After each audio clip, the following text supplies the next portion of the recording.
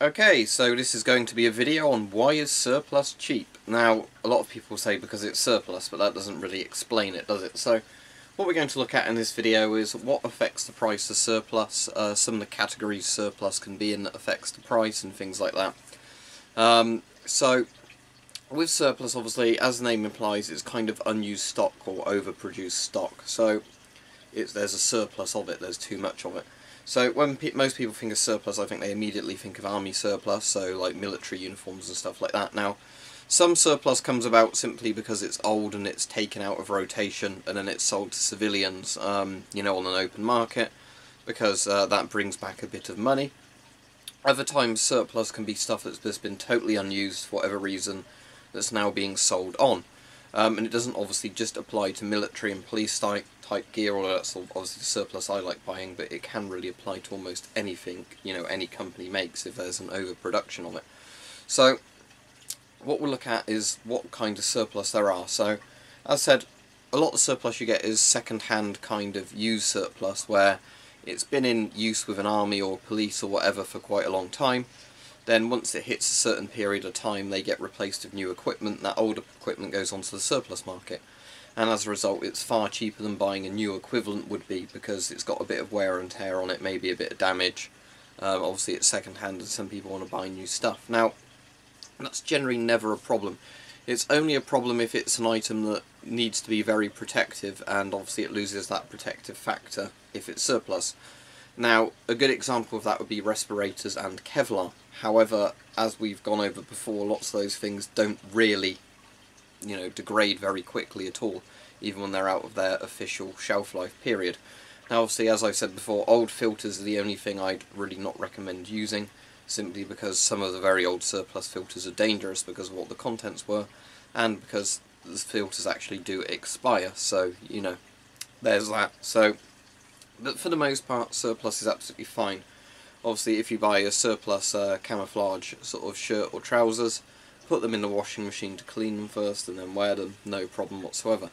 Obviously, with surplus, with camouflage, as well as wear and tears, like little tears and re-sewn bits in the camo, you can get faded camouflage, which is a bit of a problem if you want to do camouflage tests. But if you're just buying it as, you know, like hard-wearing clothes, then that's not really an issue. But obviously, that's the first category of surplus, really, where it's been used and then it's had to be replaced due to age or whatever else, or new models coming in.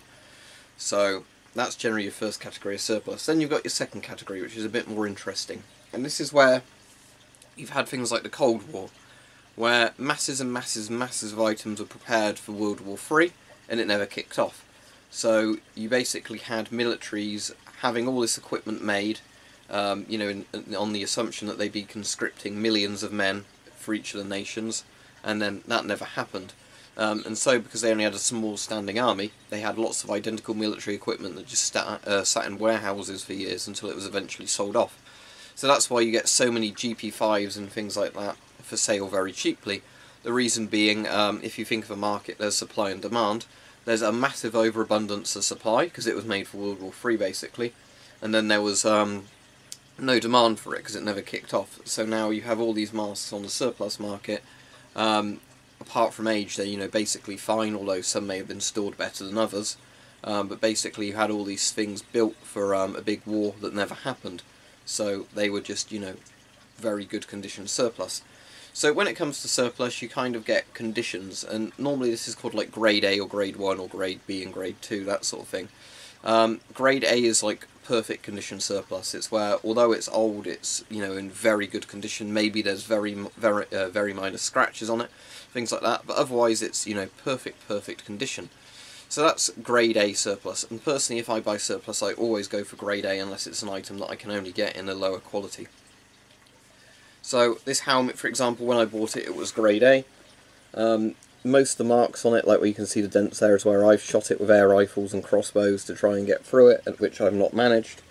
Same with that. So this right helmet, when I got it, there was some minor scuffles on it and like scratches, but no serious dents or you know, gouges. All that stuff is when I've been testing this helmet to see how well it works. So, you know, grade A surplus is basically surplus in brilliant condition. When it comes to camo old military uniforms, grade A surplus would basically be if the camo doesn't have any rips or tears in it, or if it does, they're very, very minor ones that have been repaired. Grading on camo though never really applies to how much the colour's faded, unfortunately, so you can't see a camo that says grade A and then think, great, I'm getting something that looks as good as the day it was printed, and then you find it's really faded, because unfortunately most sellers don't apply the grading system. Not all sellers even use the grading system, but it's worth being aware of. So if we take this riot helmet in grade B, this would have been basically if a lot of these marks I put on it came on it to begin with, or there was damage to it. So maybe a crack in the helmet, you know, maybe a missing strap or broken bits of the strap system. Now obviously, ideally, if a seller's got both grade A and grade B stuff in, grade B should have quite a big discount on it because of the fact it's broken or missing parts. Now, my riot shield's technically grade B because it was fire damaged, not to an extent where it compromises a shield, but obviously during riot training or actual riots, Molotovs and other flammable things are thrown onto riot shields. And the main reason it's grade B is there's a big crack in the bottom. Now that big crack doesn't seem to compromise the safety of the shield very much, and if it did snap, it would basically just snap the lower part of the shield off, meaning I'd just be left with a smaller shield, but still, you know, the top section, more important section, just wouldn't go as far down. So that didn't really bother me because it's hard enough to find those shields anyway, so when you see a grade B one being sold for about 40 quid, as opposed to grade A's being sold for between 100 and 150 pounds, it makes sense just to say, yeah, I'm going to take a little bit of damage to the shield, so I've actually got one. But obviously that really depends, I think, on how much the price difference is, because as I said, if a grade B and a grade A are almost the same price, just go for the grade A equipment. So that should hopefully cover why Surplus, you know, is cheaper. And as I said, it's often not because there's any sort of damage or problem with the product itself, it's just because it's old and it's being replaced by newer stock, or it's just because of like safety rules, it's being phased out because the people needing the equipment always need the best modern equipment possible. As I said with respirators, I've covered this a lot of times, the gas masks. Often the mask has a shelf life itself, but the mask will often massively exceed that. It's the filters that the bit that are going to go wrong first. But with pretty much every shelf life on a mask, the manufacturer puts a shorter shelf life on than what the mask can actually do to cover themselves, because if you bought a new gas mask, you know, and you were issuing it to soldiers, and then it was well within its shelf life and it failed, killing a lot of your soldiers wearing it, that would be very, very bad for your company, you know, sued into oblivion. So basically they always put a shorter shelf life than it needs on there to protect themselves, because, you know, at the point the product's deteriorating, you basically want that to be well outside of your warranty period. Kind of like when you buy goods, where they always seem fine in the first year and then it's after that they go wrong. However, it's not obviously guaranteed to go wrong with a lot of stuff, especially if it's built to a very high standard to begin with. And obviously, as you'll find with a lot of respirators and things like that, some of them are built so robustly that, you know, they're going to take ages to go wrong. And the other thing regarding that is, it's not very good for a company to make one product that's brilliant and then never sell another one. Imagine if a car manufacturer made their cars to such a good standard that, you know, all the parts lasted decades, and after you buy the initial fee for the car, you never had to replace any of the parts or barely have any mechanical work done on the car. That wouldn't really be very good for the manufacturer, because they'd only be selling the car once, even if they had a really good reputation for selling cars. Similarly, lots of the companies that sell this stuff, you know, want to make sure you're buying another one as soon as possible. So if you're a Kevlar vest manufacturer, you want to tell people your Kevlar is only going to last 5 years, where even if it lasts 20 years, you know, you want to be selling, you know, 4 vests rather than 1 vest every 20 years or whatever. So, you know, that's why a lot of Surplus is priced as it is. As I said, I've never really had a problem with Surplus. I've tested quite a lot of it very thoroughly, and lots of it's in good condition. Obviously, use common sense.